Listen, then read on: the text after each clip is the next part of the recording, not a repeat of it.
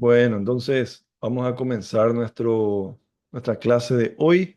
Hoy eh, estaremos dando la tercera lección de nuestro curso que consta de 4 lecciones, ¿sí? Las anteriores están grabadas para los que quieran acceder, entonces pueden buscar en YouTube Seminario Teológico Marangatú y ahí van a salir todas las grabaciones que tenemos ya listas. Hoy vamos a estar hablando sobre el mundo violento, ¿sí? Cómo la historia primigenia o la historia de los primeros momentos, de los primeros tiempos de la humanidad, de la creación, nos muestran la caída en el pecado y cómo la caída genera o consecuencia de la caída es justamente la violencia, la muerte, la maldad.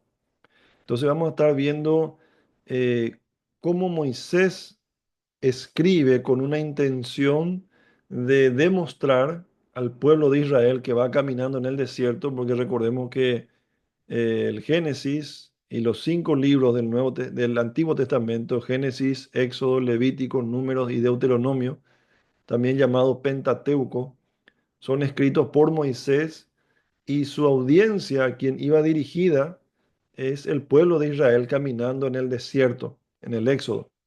Así que ¿qué es lo que Dios, qué es lo que Moisés quiere transmitir? O sea, en realidad, en el fondo, el autor principal es Dios. ¿Y qué Dios quiere, eh, cómo les puedo decir? ¿Qué Dios quiere transmitir por medio de Moisés, ¿sí?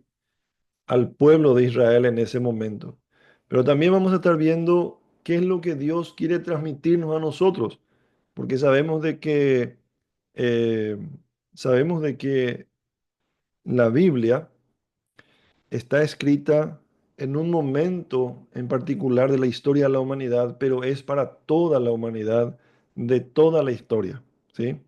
Así que em, quiero, si por ahí no se escucha bien o si hay un problema técnico, quiero que me avisen, por favor, para que esto salga perfectamente y se pueda entender bien. ¿Está bien? Bueno. Entonces vamos a estar hablando acerca de la historia primigenia. Como decía la lección 3, vamos a hablar sobre un mundo violento. Vamos a ver cómo Moisés narra el aumento progresivo de la violencia en la humanidad. Habla de Caín, habla de los Nefilim, ¿sí? Nefilim, y cómo Dios, aunque juzga el pecado, también ofrece esperanza a través de un hombre justo, Noé, ¿sí? Esta historia tenía la intención de alentar a Israel en su travesía hacia Canaán, en el éxodo hacia Canaán, y hoy alienta a la iglesia a perseverar en medio de un mundo corrompido, confiando en el rescate de Cristo. ¿Está bien? Así que con esta introducción vamos a ver el primer punto, que justamente profundizar un poquito en la introducción. El mundo está lleno de peligros, como sabemos, ¿verdad? Ahora, si vemos la experiencia de los niños, ¿sí? Los niños en su ingenuidad, ¿sí? Eh, no tienen conciencia del peligro. Ellos caminan entre autos. Si le soltan la mano, ellos van a cruzar la calle sin mirar a ningún lado. Pueden tocar el fuego, pueden tocar la electricidad, pueden caminar entre animales peligrosos también, sin tener miedo ni tampoco precaución. ¿Por qué? Porque son niños, ¿verdad? Del mismo modo, el mundo, después de la caída, Adán y Eva comienzan a caminar en un mundo peligroso, hostil, ¿sí? Y van avanzando despreocupadamente hacia la autodestrucción moral, espiritual, sin percibir de manera completa la gravedad de su pecado ni su necesidad de arrepentimiento.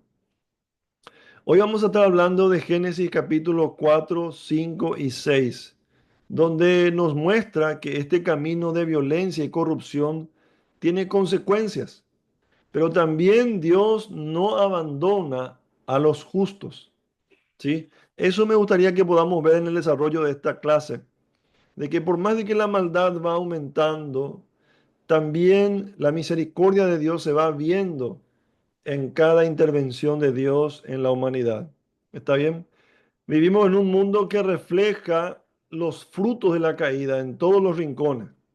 Vemos que hay guerra entre naciones, hay violencia doméstica, hay crimen en las calles, hay corrupción en el gobierno, hay corrupción institucional, hay explotación laboral, discriminación de un ser humano a otro, hay abusos que alcanzan a los más indefensos, inclusive a los niños, cosa que a veces ni siquiera podemos nosotros explicar. Pero esta violencia, mis queridos hermanos, como nos muestran ya el Génesis, no es solamente una cuestión externa del ser humano, sino que nace en el corazón alejado de Dios. ¿Sí? Moisés, al escribir esta sección, quiere que entendamos que el pecado no solo rompe la comunión con Dios, sino que destruye la paz entre los seres humanos. Vamos a ver específicamente desde el versículo 1 del capítulo 4 hasta el versículo 8 del capítulo 6. ¿Sí? Esa es la porción que hoy vamos a estudiar, ¿sí? Porque aquí relata de forma progresiva y también teológicamente intencional, decimos, el desarrollo de la violencia humana tras la caída, comenzando con el asesinato de Abel en Génesis capítulo 4, versículo 8, se extiende hacia la arrogancia homicida de Lamec, ¿sí? Ahí vemos en el capítulo 4, versículo 23 y 24, ¿sí? Culmina con la corrupción generalizada en el mundo, en Génesis capítulo 6, versículo 5, donde dice, todo designio de los pensamientos del corazón de ellos, o sea, del hombre, era de continuo solamente el mal. ¿Se entiende? Hasta ese punto llega. El hombre continuamente piensa hacer el mal. No hay nada bueno. Está completamente corrompido, depravado. ¿Sí? Pero en medio de esa degradación, el texto también muestra cómo Dios responde con juicio. Por supuesto, todo pecado, toda maldad va a tener un juicio de parte de Dios, pero también va a tener gracia para algunos que Dios escoge. Por ejemplo, a Set, ¿sí? A Enoc, a Noé. Él preserva la línea de Set, los hijos de Set. Y también dice en Génesis capítulo 6, versículo 8, que Noé halló gracia ante los ojos de Jehová. O sea, en medio del caos, en medio de la corrupción, en medio de la maldad imperante, Dios siempre muestra su gracia hacia algunos escogidos. ¿Está bien? Así que como primer punto me gustaría que veamos em, qué es lo que dice la Biblia. En segundo punto, vamos a ver qué es lo que entendió o entendía un israelita en la época de Éxodo o qué debía entender, porque está claro de que no todos entendieron el mensaje que Dios dio a través de Moisés. Y también vamos a ver como tercer punto qué es lo que nosotros debemos entender hoy de este relato. ¿Sí? Nos centramos ahora en la porción que está en Génesis capítulo 4, versículo 1 al 5, capítulo 5, versículo 32. ¿Está bien? Acá Moisés organiza el material o esta narración en dos grandes escenas. Primero habla de la violencia primitiva y la esperanza primitiva también. Él habla de dos narrativas. El primero es Caín, el pecaminoso, ¿sí? Aquí aparece el relato en Génesis capítulo 4, versículos 1 al 16. Dice la palabra de Dios haciendo un recuento de que Caín ofrece un sacrificio sin fe, ¿sí? Y eso confirma Hebreos capítulo 11, versículo 4. Y reacciona con celos al favor que Dios muestra a su hermano Abel, quien presenta una ofrenda aceptable. Esa fue la situación que se presentó. En vez de corregir su corazón, Caín, ¿qué hace? Caín asesina a su hermano Abel en el campo, ¿sí? Y él se convierte en el primer homicida, ¿sí? El primer asesinato en la creación lo comete Caín al matar a su hermano, ¿sí? Ahora, Dios no deja las cosas así como están, sino que Dios va y le confronta a Caín, le maldice. Esto vemos en Génesis capítulo 4, versículos 11 al 12. Pero además de confrontar y de hacerle ver, hacerle sufrir las consecuencias de su pecado, Él también le concede protección mediante una señal. En Génesis capítulo 4, versículo 15. ¿Sí? Entonces, el Señor muestra una mezcla de juicio y también misericordia hacia Caín. Pero la historia de Génesis nos muestra que Caín no, eh, no, no rinde su vida al Señor, sino que se beneficia, se aprovecha de las bendiciones y vive su vida de manera completamente alejada del Señor. Ahora, aparece Set, el siguiente hijo de Adán y Eva. Recordemos, Caín y Abel, Abel muere en mano de su hermano Caín, y luego nace Set, el justo. Esto vemos en Génesis capítulo 4, versículo 25 al 26. Luego del juicio sobre Caín, Dios concede otro hijo a Adán y Eva llamado Set. Su nacimiento es interpretado como un acto de gracia divina. ¿Se dan cuenta? Set es presentado como el inicio de una nueva línea de esperanza marcada por la espiritualidad. Entonces, dice la palabra de Dios, entonces los hombres comenzaron a invocar el nombre de Jehová. Génesis 4:26. Esta frase implica no solo oración, sino también un culto organizado, una adoración, ¿sí? Y también es algo agradable a Dios porque se hace en completa dependencia del Señor, ¿sí?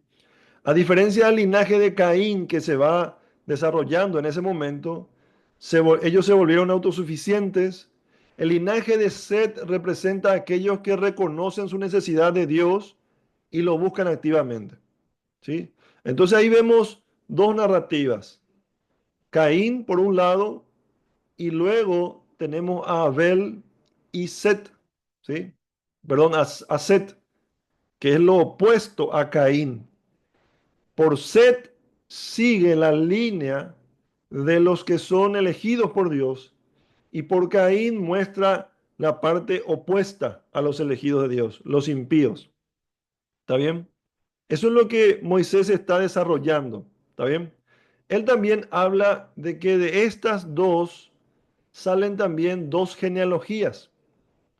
La genealogía de Caín, que habla Génesis capítulo 4, versículos 17 al 24, dice que después de ser maldecido, Caín funda una ciudad, en el versículo 17.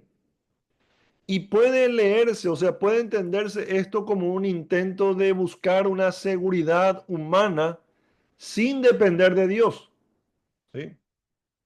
Y la Biblia habla de que en su linaje, en sus hijos, hubieron grandes logros culturales. Por ejemplo, ahí nació la música, nació las herramientas de trabajo, nació la ganadería, ¿sí? De eso nos habla Génesis capítulo 4, versículos 20 al 22.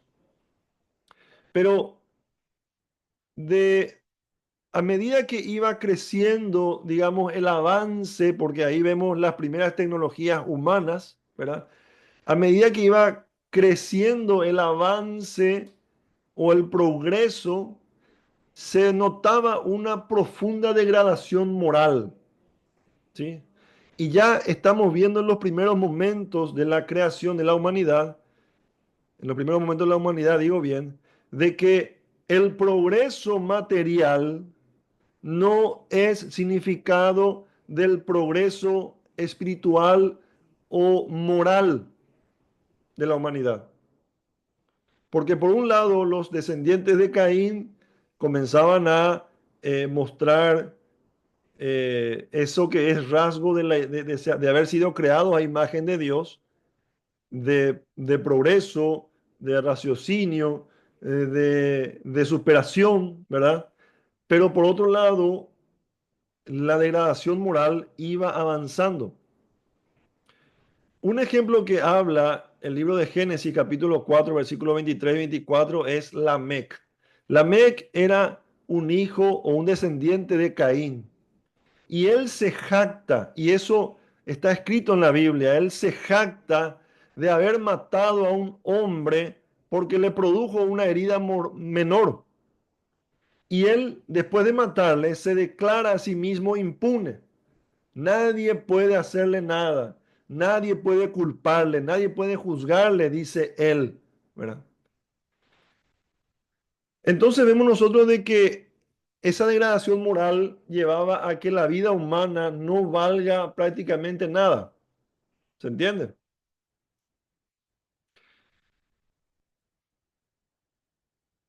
Esta genealogía representa una civilización avanzada en logros, pero completamente alejada del temor del Señor, y está marcada por la arrogancia, la violencia y la autosuficiencia. Yo quiero que me atienda bien, mi hermano, porque enseguida vamos a empezar a unir los detalles y se va a dar cuenta de por qué esto aparece en el Génesis. Por otro lado está la genealogía de Set, que nos habla Génesis capítulo 5. Esto es completamente diferente a la genealogía de Caín. ¿Por qué? Porque en ella se destaca una línea de hombres piadosos que caminaron con Dios. Uno de ellos fue Enoc, que la palabra de Dios dice claramente que él caminó con Dios y desapareció porque le llevó Dios. Dice Génesis capítulo 5, versículo 24.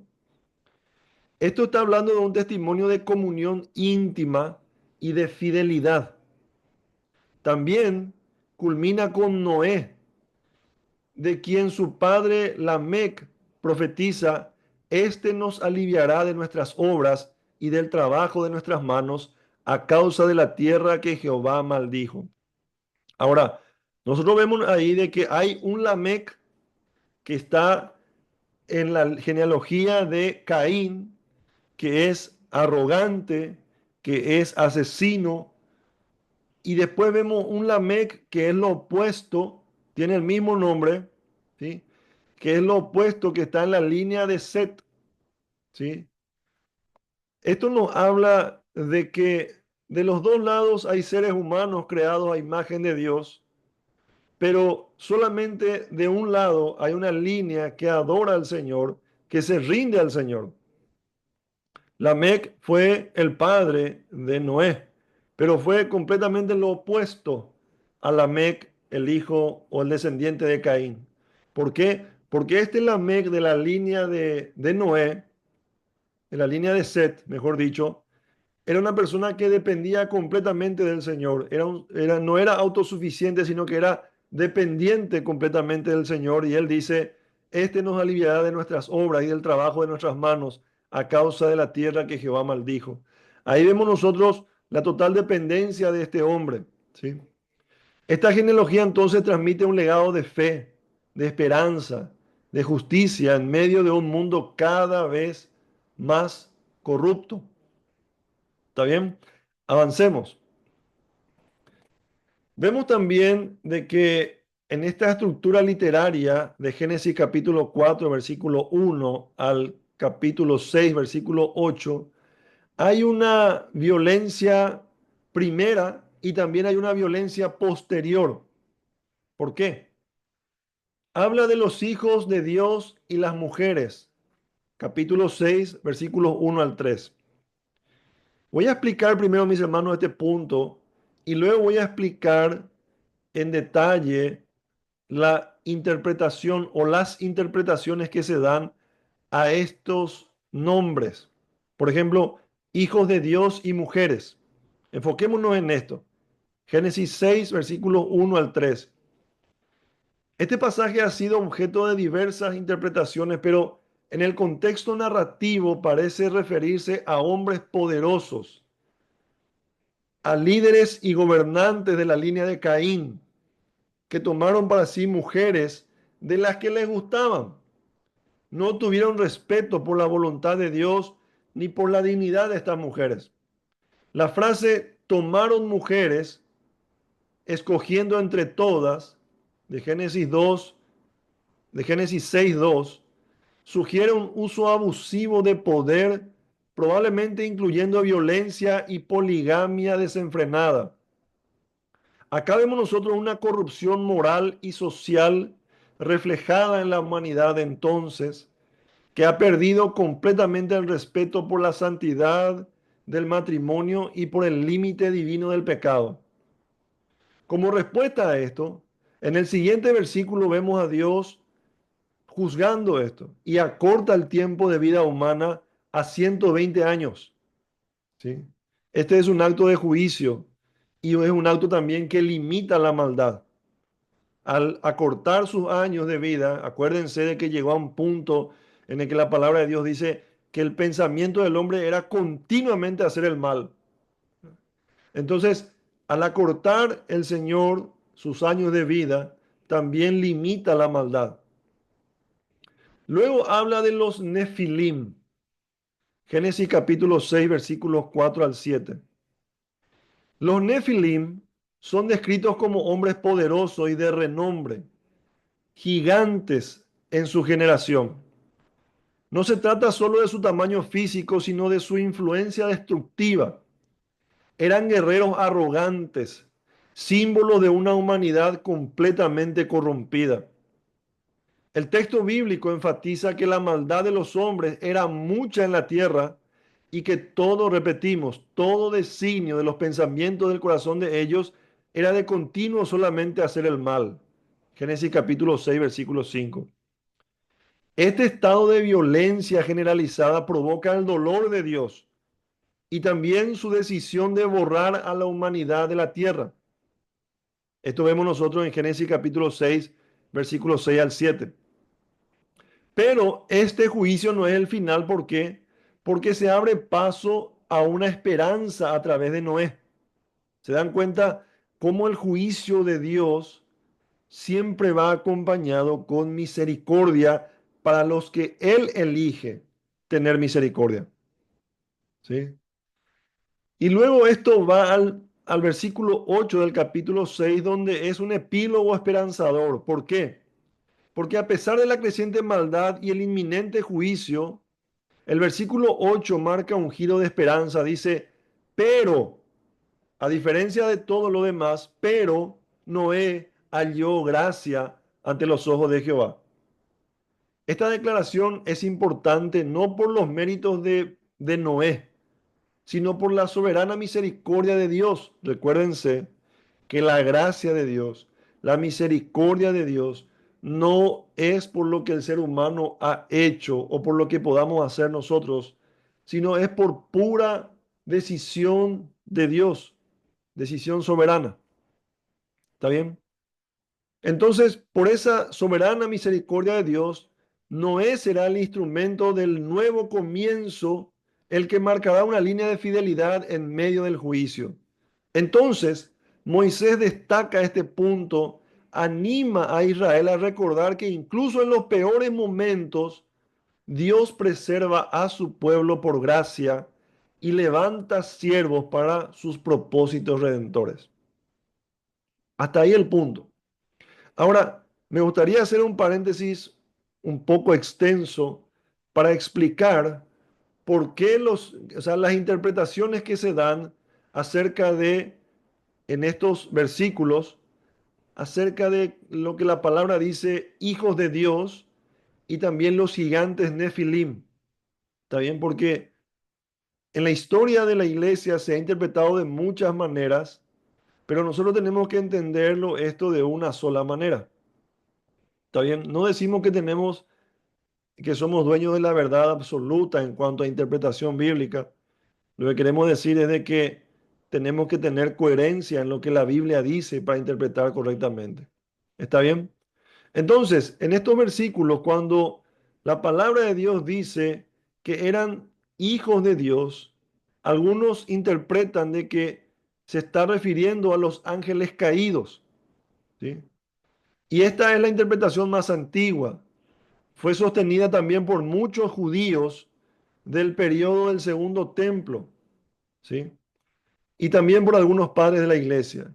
Esta interpretación sostiene que los hijos de Dios eran ángeles caídos que tuvieron relaciones con mujeres humanas y los Nefilim fueron el fruto de esas uniones. O sea, los ángeles caídos, los ángeles rebeldes que caen junto con Satanás, se quedan en la tierra y luego se juntan con mujeres humanas, ¿sí? Tienen relaciones sexuales, las mujeres humanas quedan eh, embarazadas de estos ángeles caídos y los hijos de estos ángeles caídos, junto con estas mujeres humanas, son los gigantes Nefilim. ¿Está bien? Eh, pero hay dificultades con esta interpretación. ¿Por qué? Porque implica una unión física, una unión sexual entre ángeles y mujeres, lo cual es debatido por la Biblia misma. ¿Qué nos dice Mateo capítulo 22, versículo 30? Vamos a ver lo que dice Mateo 22, 30. Dice, porque en la resurrección ni se casarán, ni se darán en casamiento, sino serán como los ángeles de Dios en el cielo. Mateo 22, 30 está diciendo de que entre ángeles no hay unión sexual, ¿sí? No hay reproducción sexual. ¿Se entiende? Entonces, pretender de que los ángeles caídos se juntaron con las mujeres y de ahí nacieron los gigantes Nefilim no tiene eh, fundamento bíblico. ¿Está bien? Tiene más elementos legendarios que exegéticos. Ahora, vamos al segundo punto en este paréntesis. Estos versículos también hablan de hijos de Dios, que según una interpretación, ellos fueron los descendientes piadosos de Set, ¿sí? O sea, esta es la interpretación que dice que los hijos de Dios eran los descendientes fieles de Set, ¿sí? Y las hijas de los hombres, que también dicen estos versículos, yo espero, mi hermano, que ustedes tengan sus Biblias abiertas en el capítulo 6 de Génesis, porque ahí la Biblia habla de los hijos de Dios y las hijas de los hombres, ¿sí? Esta otra interpretación habla de que los hijos de Dios eran los descendientes fieles de Set y las hijas de los hombres eran las mujeres descendientes de Caín, ¿sí? El pecado fue que los justos se mezclaron con los impíos y corrompieron así la línea fiel que se transmitía a través de Set y sus hijos. Esto tiene concordancia con lo que dice Génesis, el capítulo 4 al capítulo 5, donde se presentan dos linajes opuestos. Y también refuerza el patrón bíblico de la contaminación espiritual por matrimonios mixtos que Deuteronomio capítulo 7, versículos 3 y 4 condena. ¿Sí? Ahora, hay una tercera posición que habla de que los hijos de Dios que hablan estos versículos se refieren a reyes o tiranos antiguos. ¿Sí? Los hijos de Dios, según esta interpretación, eran gobernantes o nobles que abusaban de su poder tomando mujeres sin límites. Los Nefilim serían sus hijos o una clase guerrera legendaria. ¿Sí? Esto tiene fundamento, ¿por qué? Porque en el Antiguo Testamento, en el cercano Oriente, los reyes a veces eran llamados hijos de Dios también. Y en el lenguaje de tomar mujeres sugiere la poligamia real, que era algo que se practicaba en ese tiempo, el abuso de poder también. Entonces, eh, cualquiera sea la posición que nosotros tomemos en estas tres interpretaciones, el énfasis del texto recae en que la humanidad cruzó los límites morales establecidos por Dios El pecado no solamente se multiplicó, sino que alcanzó niveles institucionales y estructurales, llevando a Dios a pronunciar un juicio. Ahora, usted me va a preguntar, pastor, ¿cuál es tu posición? Bueno, para mí, mi posición de esta interpretación es de que los hijos de Dios se refiere a los hijos del linaje de Set, ¿sí? Que se juntan con las hijas de los hombres, que son las hijas del linaje de Caín. Y los hijos de Set, los hijos de Dios, lo que hacen es transgredir, ensuciar el linaje de los justos, juntándose con el linaje de Caín. ¿Está bien? Bueno, eso dicho sea de paso. Cierro aquí el paréntesis y vamos al siguiente punto. ¿Cuál es el significado original para Israel? Vamos a posicionarnos nosotros en el lugar de un israelita que está en el Éxodo, caminando en el desierto, está yendo a Canaán, la tierra prometida. Cuando él leía este relato, ¿qué entendía o qué debería entender? Ese es el punto. Moisés quería que Israel viera su propia historia reflejada en esta narrativa, porque ellos eran descendientes, ellos eran pueblo de Dios, ellos eran los hijos de Dios. Y él quería que ellos se vean reflejados en estas narrativas. ¿Por qué? Él hace nuevamente un paralelismo. Caín y su linaje representa a Egipto, ¿sí? Mis hermanos, tengamos atención ahí. Caín y su linaje representan a Egipto. Esa era la intención de Dios al inspirar a Moisés a escribir estas palabras. Al igual que Caín fue el primer perseguidor del justo, Egipto se convirtió en el opresor del pueblo de Dios. Ambos representan sistemas estructurados de maldad, dominio sin temor, Caín, el linaje de Caín y Egipto, dominio sin temor de Dios, violencia sistemática, arrogancia, una cultura que florece externamente, pero espiritualmente está podrida. Eso es lo que Moisés quería demostrarle a su pueblo. Así como Lamec se jactaba de su impunidad, también Faraón desafiaba a Dios abiertamente. Este paralelismo enseña a Israel que Egipto es solo una repetición de la historia de Caín. Es una civilización avanzada, pero rebelde y condenada al juicio eterno. Vamos uniendo, mi hermano, los puntos. Ahora, ¿qué pasa con la otra línea? Con la línea de Abel, Set y su linaje. Representan a Israel, lo opuesto a Egipto. Representan a aquellos que en medio de la injusticia y la persecución permanecen fieles a Dios. Abel ofreció un sacrificio aceptable por la fe, dice Hebreos capítulo 11, versículo 4, pero fue asesinado por su hermano como símbolo del justo perseguido. Set y su descendencia piadosa son retratados como quienes invocan el nombre del Señor, es decir, como adoradores genuinos. Entonces, Israel oprimido por Egipto, Set oprimido por el linaje de Caín, también clama a Jehová.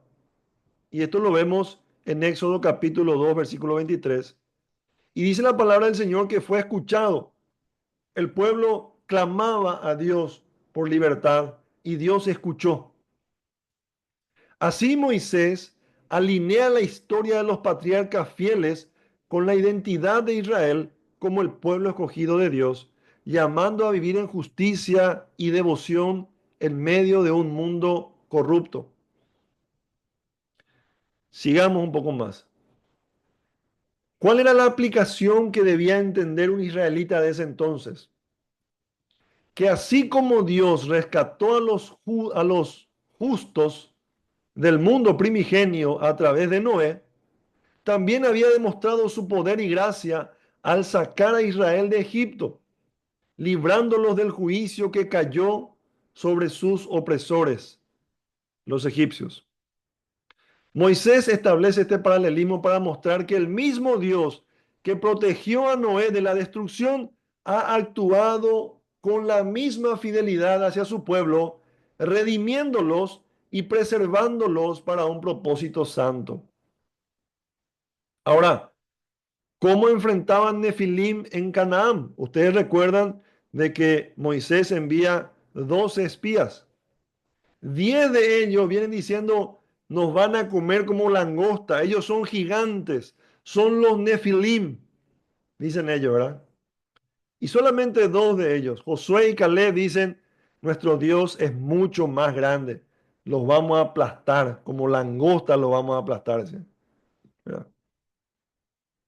Ahora, esta imagen también es, es expuesta por Moisés.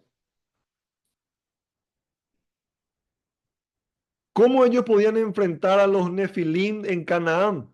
Esto vemos en Números capítulo 13, versículo 33. Ellos causaron terror en los corazones de los espías y del pueblo. Moisés les recuerda que esos gigantes no eran invencibles si caminaban en fidelidad a Dios. Así como Dios juzgó y venció a los poderosos en los días de Noé, también podía hacerlo ahora. Moisés los llama a confiar que el mismo Dios que preservó a los justos del pasado ante esos gigantes enormes que causaban terror en la humanidad, los libraría también en el presente si permanecían firmes en la fe y la obediencia. ¿Se entiende entonces lo que un israelita debía entender acerca del escrito de Moisés? Ahora, vamos al último punto de esta lección, de esta clase, donde nos hacemos la pregunta, ¿qué debemos entender nosotros hoy? ¿Verdad? Vamos a tener una aplicación cristocéntrica. Ya entendimos lo que la palabra del Señor expresa. Ya entendimos lo que un israelita en el tiempo del Éxodo debía entender. Ahora vamos a ver lo que nosotros debemos entender hoy. Así como Moisés usó la historia de Adán y Eva para formar la fe y la obediencia de Israel, el Nuevo Testamento interpreta Génesis capítulo 2, versículo 4 al capítulo 3, versículo 24, a la luz de la persona y la obra de Cristo. La caída no fue el final de la historia, ¿sí? Vamos a ver ahora entonces de qué se trata esta aplicación. Acuérdense de que hubo una inauguración del reino de Dios en la era del Nuevo Testamento, ¿sí? Inauguración. Cristo sufre, pero rescata, ¿sí?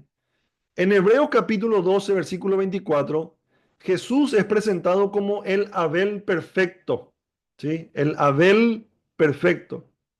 No solamente porque fue justo y asesinado injustamente, sino porque su sangre habla mejor que la sangre de Abel. ¿Se acuerdan ustedes lo que decía? La sangre de tu hermano clama desde la tierra, le dijo Dios a Caín cuando le confrontó. Ahora, Abel es una sombra de Cristo, es un anticipo, una profecía de Cristo. Jesús es el Abel perfecto, el justo asesinado injustamente, y su sangre habla mejor que la de Abel. Mientras que la sangre de Abel clamaba por justicia y venganza, lo que dice Génesis capítulo 4, versículo 10, la sangre de Cristo clama por redención, reconciliación y vida eterna para los que creen en Él. Jesús no solo sufre la injusticia de los pecadores, sino que la transforma en medio de gracia y salvación. Su sangre derramada en la cruz no exige venganza como la de Abel, sino que ofrece perdón reconciliación, entrada libre al trono de gracia. Cristo es el mediador de un nuevo pacto y su sangre habla paz sobre aquellos que antes eran enemigos de Dios, como dice Efesios capítulo 2, versículos 13 al 14. Jesús, el Abel perfecto, murió para destruir al que tenía el imperio de la muerte, nos dice Hebreos capítulo 2, versículos 14 y 15. Es decir, para vencer al diablo, quien a través del pecado tenía cautiva a la humanidad bajo la sombra de la muerte. Cristo, tomando carne humana, enfrentó y venció al enemigo en su propio terreno, liderando así a los que por el temor a la muerte estaban sujetos a esclavitud. Su sacrificio no solamente redime, sino que rompe el poder de Satanás sobre nuestras vidas. Esto vemos en la inauguración del reino de Dios. Ahora, en la continuación, en el tiempo que nosotros hoy estamos viviendo, nosotros no estuvimos en la inauguración del reino de Dios. Nosotros estamos en la continuación del reino de Dios. ¿Está bien? En la continuación lo que se ve es esperar violencia. Vivimos en un mundo violento, en un mundo caído. Pero en medio de esa violencia y esa maldad debemos perseverar en la fe. El mundo sigue persiguiendo a los justos, así como persiguió a Abel, así como persiguió a Set, así como persiguió a Noé, como persiguió a Abraham, como persiguió a Moisés, como persiguió a David, ¿sí? Como persiguió a Cristo. También hoy nosotros no nos tiene que sorprender la persecución. Eso está dentro del presupuesto de la vida cristiana. ¿Sí? Eso nos habla Mateo capítulo 23, versículos 34 y 35. Jesús mismo reconoció esta realidad en su discurso contra los líderes religiosos. He aquí, dice el Señor, yo os envío profetas, sabios y escribas, y de ellos a unos mataréis y crucificaréis, y a otros azotaréis en vuestras sinagogas, y perseguiréis de ciudad en ciudad. Ya lo dijo el Señor. Esta afirmación no solo denuncia la violencia histórica contra los siervos de Dios, sino que anticipa lo que también vivirán sus seguidores. La iglesia, como prolongación del linaje justo representado por Abel y Set, ¿sí? Nosotros somos la descendencia de los justos de Dios del Antiguo Testamento. La iglesia hoy es llamada hijo de Dios, es llamada la novia, es llamada la generación de los justos, ¿sí? Sigue siendo objeto de rechazo por parte de un mundo que ama las tinieblas. Esta hostilidad, lejos de sorprendernos, confirma que seguimos el camino del justo con mayúsculas, del justo por excelencia, que es Cristo. Los creyentes hoy en día debemos ser como Abel, como dice Hebreos 11:4, debemos ser fieles aún en el sufrimiento. El autor de Hebreos lo incluye entre los héroes de la fe a Abel y lo destaca que aún muerto habla por ella, dice. Esto significa que el testimonio de una vida fiel, incluso si termina en muerte injusta, no es en vano. El sufrimiento por causa de la justicia no es fracaso, sino evidencia de pertenencia, de que pertenecemos al reino de Dios. ¿Se entiende, hermano? Así como Abel no dejó de adorar a Dios, aunque le costara la vida, los cristianos están llamados a perseverar con integridad, sabiendo que su fe será recordada y recompensada por Dios. Amén. Ahora vayamos al último punto, la consumación, lo que todavía está por suceder. La consumación representa el fin de la violencia y el rescate final. Cristo volverá a hacer nuevas todas las cosas, dice Apocalipsis capítulo 21, versículos 1 al 5. Esta promesa nos lleva al punto máximo de redención un cielo nuevo y una tierra nueva, donde Dios habitará con su pueblo. Dice la palabra del Señor que en ese día o en ese tiempo ya no habrá más muerte, llanto, clamor ni dolor, porque las primeras cosas pasaron, dice. El reino de Dios será plenamente establecido y toda violencia, corrupción y pecado serán finalmente eliminados. Así como el mundo antiguo fue purificado por el diluvio, el mundo presente será transformado por el juicio final y la gloriosa restauración. Cristo mismo declara, dice en Apocalipsis capítulo 1, versículo 5, he aquí, yo hago nuevas todas las cosas, asegurando que la redención será total, será visible y será eterna. Así que en el tiempo de la consumación del reino de Dios, mis hermanos, nos espera un mundo sin dolor, donde el árbol de la vida vuelve a aparecer como símbolo de sanidad eterna. Esto podemos ver en Apocalipsis capítulo 22, versículos 1 al 2. Ese árbol que desaparece o que queda restringido el acceso en Génesis después de la caída, vuelve a aparecer en Apocalipsis, en los cielos nuevos y la tierra nueva, como símbolo de sanidad eterna.